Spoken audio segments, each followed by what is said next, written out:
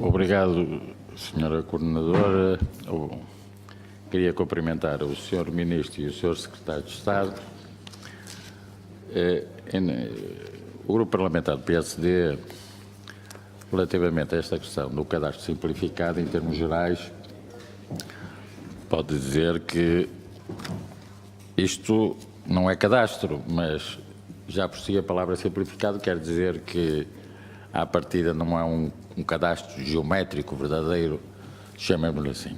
E, essencialmente, este cadastro preocupa-se, essencialmente, em procurar o nome do proprietário de uma determinada parcela de terreno, a sua dimensão, os seus limites, a sua área, mas, naturalmente, que há aqui algumas questões, porque esta matéria é importante, essencialmente, por questões depois dos incêndios de 2017 é importante e o Governo preocupa-se muito com a questão do cadastro, e bem, o cadastro é uma coisa fundamental.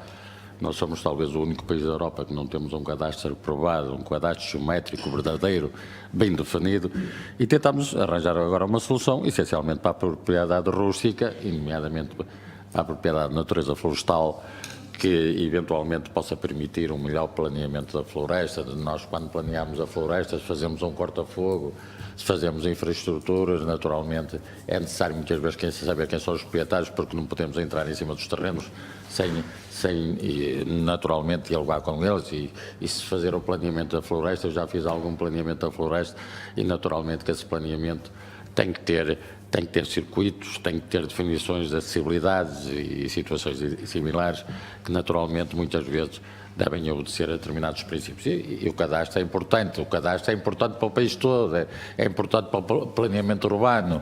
Um planeamento urbano sem cadastro, uma autoestrada que se faça sem cadastro, tem-se que fazer à pressa o levantamento dos limites do cadastro por forma a iniciar um processo de expiações. E, portanto, naturalmente que o cadastro é importante. A definição de um cadastro simplificado que define mais ou menos a localização da propriedade, a área e o titular, a mim levanta-me, porque até sou uma pessoa que vivi muitos anos nessas áreas. Se calhar, como vereador de uma Câmara há cerca de 30 anos, eu fiz um contrato para efetuar o cadastro todo na minha Câmara, do município com grandes dimensões, com o Instituto Português de Cartografia e Cadastro, e, portanto, sempre sensibilizado para estas questões, essencialmente do planeamento. E as questões que aqui se põem são as seguintes. Eu quero informar também que fiz esse contrato com uma entidade pública e só um terço do território foi levantado, porque a entidade pública, no fundo, foi à falência e não conseguiu levantar mais, porque diz que contratou e contratámos tudo de uma forma séria, mas é para ver que, na verdade, o cadastro geométrico tem custos muito elevados e muito complicados. Mas há aqui uma outra matéria que me preocupa essencialmente, porque isto, na verdade, não é cadastro e não me define. Isto não define a propriedade. E eu vejo aqui, nesses relatórios que foram elaborados, que isto é feito em cima de um ortofoto. Um ortofoto é um documento que muitas vezes não se definem, até nem se visualizam muitas vezes os caminhos que existem, por exemplo, numa área florestal, e, portanto, hoje até há base cartográfica de muito melhor qualidade, além do ortofoto, porque podemos ampliá-la e muitas vezes até definir a propriedade, porque mais ou menos os caminhos são mais ou menos definidos, e nós conseguimos muitas vezes, por uma visita ao local com as pessoas, o que acontece é que nós muitas vezes conseguimos definir até mais ou menos a olho, porque o que aqui acontece é que não há nenhum levantamento no terreno. E, portanto, muitas vezes isto é feito por uma base declarativa e, essencialmente, as pessoas declaram. Imaginemos uma pessoa que é titular de uma propriedade, que até está registrada, que é migrante, por exemplo, em França, que isso é uma situação muito comum, por exemplo, na minha zona, no norte do país, e, portanto, muitas vezes estas situações desenvolvem-se, a pessoa não sabe, e o que acontece em termos futuros é que eu, em cima de um ortofoto, é muito difícil definir qual é a minha propriedade. Claro que há aqui amostragens do tipo até de um algoritmo que muitas vezes pelas confrontações matriciais consegue-se resolver muitas vezes.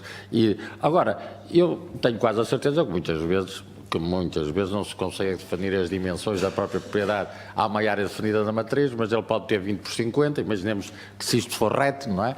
Mas a maior parte da propriedade rústica, nomeadamente florestal, ela anda muito às curvas, tem muitos, não é uma coisa perfeitamente definida, não tem, os lados chamamos assim, que definem o perímetro da propriedade não são retos, pronto. E a questão que se põe aqui é, eu acho que ao registar esta propriedade com aquele cadastro, eu acho que havia de haver uma definição que aquele cadastro serve para a transação da propriedade, serve para tudo, mas a definição não devia ser a propriedade tem estes limites. Devia ser, aqueles limites são ser provisórios enquanto o cadastro é definido desta maneira. E, portanto, eu acho que isto é uma questão de nomenclatura, porque as pessoas muitas vezes não sabem, muitas vezes o cadastro pode ser definido essencialmente, por exemplo, pelo ortofoto, a pessoa está no estrangeiro e não soube disto e nunca mais sabe disto e mais tarde vem a saber que a sua propriedade não era aquela e que tinha mais área ou coisas do género. E, portanto, isto pode aumentar muito o litígio em termos judiciais. E, portanto, era esta matéria arranjar uma nomenclatura que definisse que aquele perímetro, aquelas linhas limitadoras não são definitivas. Por exemplo, serve para tudo, mas não são definitivas.